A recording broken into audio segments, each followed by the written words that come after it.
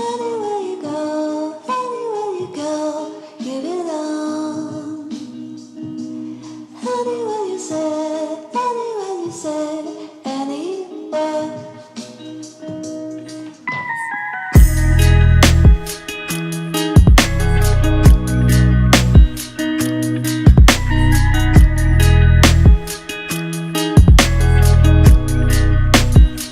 Assalamualaikum warahmatullahi wabarakatuh.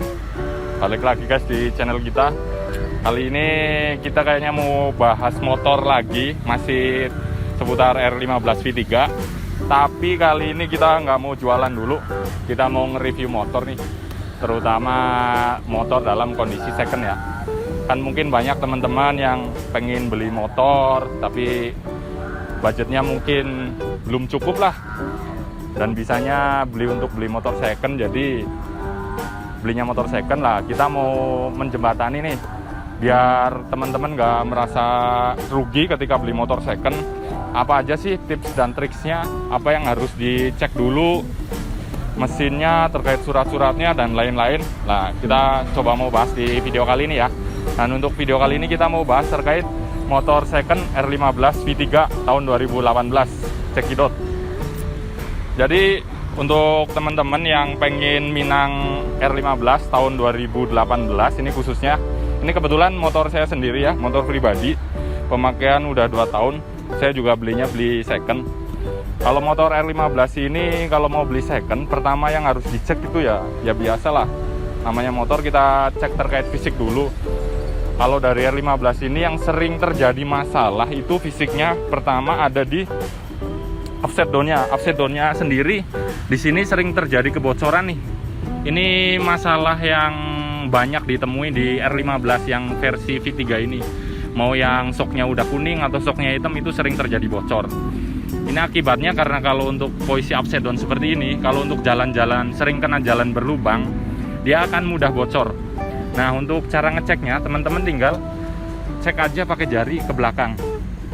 Kalau cuma ada debu kayak gini, berarti ini aman, nggak bocor. Tapi kalau ada oli bercucuran, berarti ini bocor. Nah, ketika teman-teman mau beli, ini harus dicek. Dan ini untuk ongkos pembenarannya, saya pernah benerin kayak gini di bengkel resmi, itu sekitar 200.000, itu untuk ganti seal sama ngisi oli shocknya ya. Tapi nanti mungkin di tempat teman-teman harganya agak berbeda, bisa dicek. Itu untuk R15 V3, permasalahan pertama ada di shock. Kemudian yang kedua, masalah ini persneleng sih, gigi itu agak keras. Tapi cuma untuk gigi itu emang udah bawaan pabrik, dia itu gigi lumayan keras, kalau dikerasa ceklak-ceklak. Tapi itu normal, artinya kalau teman-teman belum tahu ngecek, oh giginya keras, itu normal sih. Terus ada itu masalah yang sering rantai sering kendor. Ini terjadi hampir di semua varian Yamaha motor laki sih, dari Vixen, R15 yang lama, R15 yang baru, rata-rata rantainya itu cepat kendor. Jadi ini yang sering bermasalah di sini. Kalau untuk terkait mesin, selama saya pemakaian 2 tahun sih alhamdulillah aman-aman aja. Untuk mesin kalau menurut saya termasuk bandel ya, kalau untuk R15 V3. Jadi kalau fokus mau beli itu fokus ngeceknya pertama di shock, di rantai. Terus ketiga itu yang sering masalah itu di speedometernya guys. Coba kita lihat speedometernya ya. Nah, biasanya R15 V3 itu sering speedometernya blue screen atau mati. Nah, tapi itu kalau ngecek gampang sih, bisa langsung kelihatan, tinggal di-on-kan aja ini kelihatan. Jadi kayak orang awam pun bisa ngecek lah kalau untuk ini. Jadi untuk yang fokus itu pertama sih harus teliti masalah upside down-nya sih biasanya terkait R15 V3. Terus kalau udah ada modifan sedikit-sedikit nih, kalau ini kan lampu sennya depan, belakang udah kita ganti nih. Nah, ini lampu sen kayak gini nih biasanya sering mati nih. Yang ini juga mati nih, sebelah kiri punya saya. Untuk sebelah kanan nyala, tapi untuk sebelah kirinya mati. Ini kalau dicek biasanya itu masalahnya di kabel, jadi harusnya aman, dan ini pembenarannya murah. Jadi kalau teman-teman mau beli ininya bermasalah, harusnya masih bisa lah, masih bisa ditoleransi. Nah, kalau mau ngecek lagi terakhir suara mesin kali ya. Untuk suara mesin seperti ini nih. Ini mesin masih halus, oli juga baru saya ganti. Tapi kalau emang orang yang belum tahu, belum pernah megang R15, ini kayaknya mesinnya berasa kasar. Tapi padahal ini mesin standar. Kita dengerin ya suara mesinnya.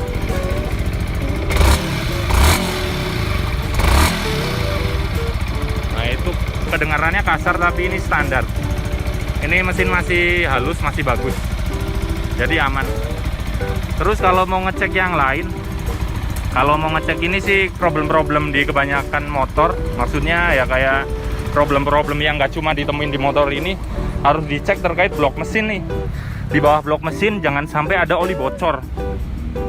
Di bawah blok mesin ini jangan sampai ada oli bocor. Ini kalau ada sampai oli bocor ini fatal banget ya.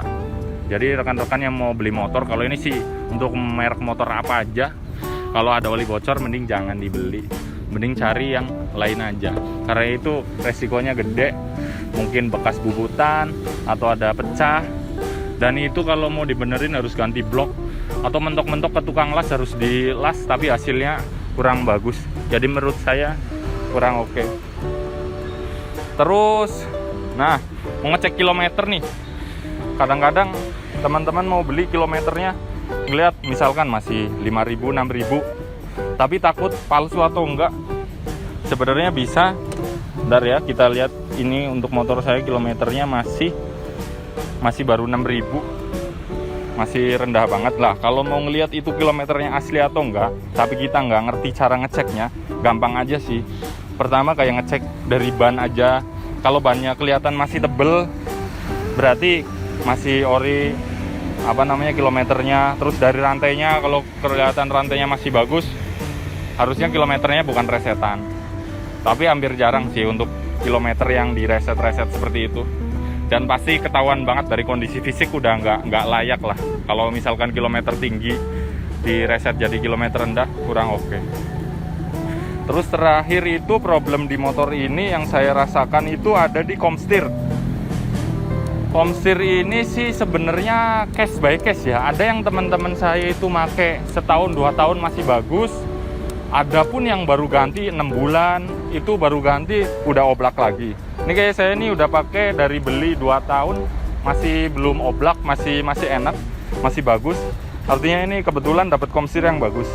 Tapi kebanyakan ada pun yang komstir baru 6 bulan udah minta diganti lagi. Gitu sih. Untuk R15 V3 ini kebanyakan yang pertama tadi kita balik lagi ada di shock. Yang kedua tadi ada di rantai, yang ketiga tadi ada di speedometer, terus cek blok mesin. Kalau mau detail lagi nanti kita lanjut video berikutnya.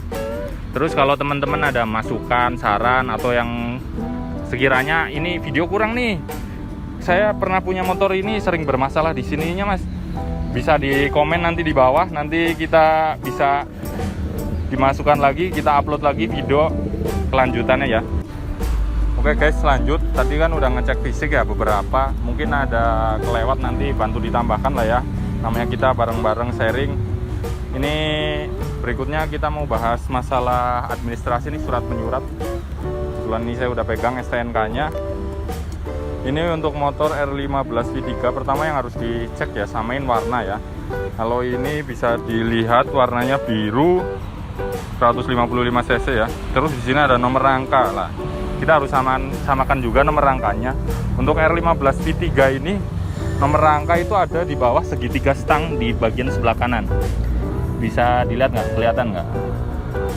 Nah itu.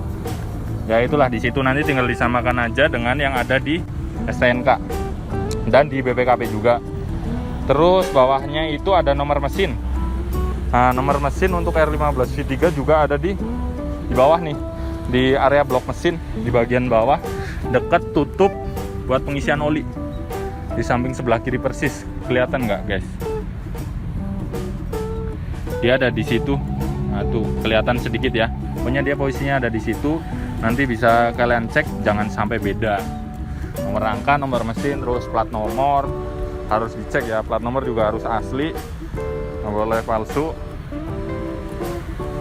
Terus yang terakhir, gue mau sedikit bahas masalah bayar pajaknya.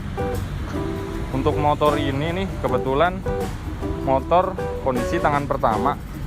Pajaknya PKB-nya itu 470.000. Ada SWD KLLJ ini buat asuransi kayak jasa marga gitu 35.000. Jadi totalnya 500.000. Lah, ini di beberapa motor itu ada yang kok nyampe, gimana bang, kok motor saya nyampe 600, nyampe 700 gitu ya.